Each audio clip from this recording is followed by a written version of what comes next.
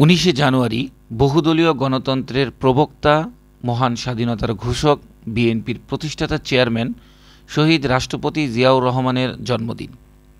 89তম জন্মবার্ষিকী উপলক্ষে বিএনপির সকল নেতৃবৃন্দ ফুল দিয়ে শ্রদ্ধা নিবেদন জানাতে আসে জিয়াউর রহমানের সমাধিতে।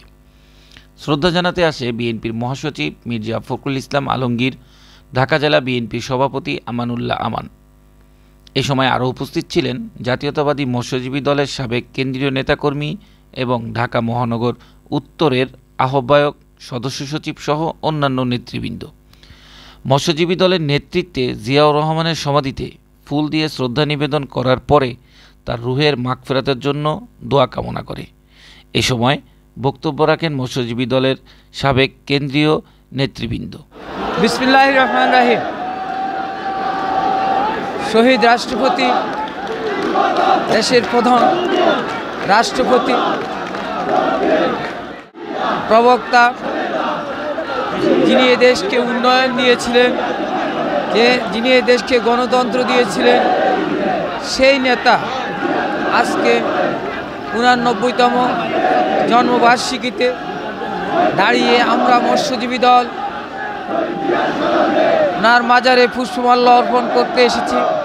আজকের এই দিনে আমাদের ঘোষণা, শহীদ রাষ্ট্রপতি জিয়াউর রহমান যেভাবে দেশকে গণতন্ত্র, দেশকে উন্নয়ন, একটা স্বনির্ভর দেশ উপহার দিয়েছিল, আজকের এই অবস্থায় দাঁড়িয়ে আমরা সেই অবস্থাকে চাচ্ছি যে অবস্থায় শহীদ রাষ্ট্রপতি জিয়াউর রহমান দেশকে রেখে গিয়েছিলেন। আমরা সেখান থেকে শুরু করতে চাচ্ছি। আজকের এই অবস্থার মধ্যে দেশের গণতন্ত্রকে গণতান্ত্রায়নের জন্য বিএনপি সহ সহযোগী সংগঠন, অঙ্গ সংগঠন, সমমনা দলগুলি আন্দোলন করছে। আমাদের আন্দোলন ততদিনে শেষ হবে যেদিন নাকি বিএনপির সঠিক রাজনৈতিক শিষ্টাচার, সঠিক রাজনৈতিক অবস্থান, সঠিক অবস্থানে অবস্থিত না হবে। আমরা সেই দিনের অপেক্ষায় আছি। আজকের এই দিনে আমাদের অঙ্গীকার, দেশে গণতন্ত্র ফিরে আসুক, দেশে উন্নয়নের রাজনীতি ফিরে আসুক, দেশে ভোটাধিকারের রাজনীতি ফিরে আসুক, দেশে একটি সুস্থ অবস্থা বিরাজ করুক।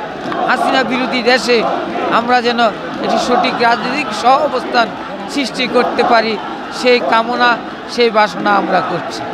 আপনাদেরকে ধন্যবাদ। নিবিড় চৌধুরী, ফ্ল্যাশ টিভি, ঢাকা।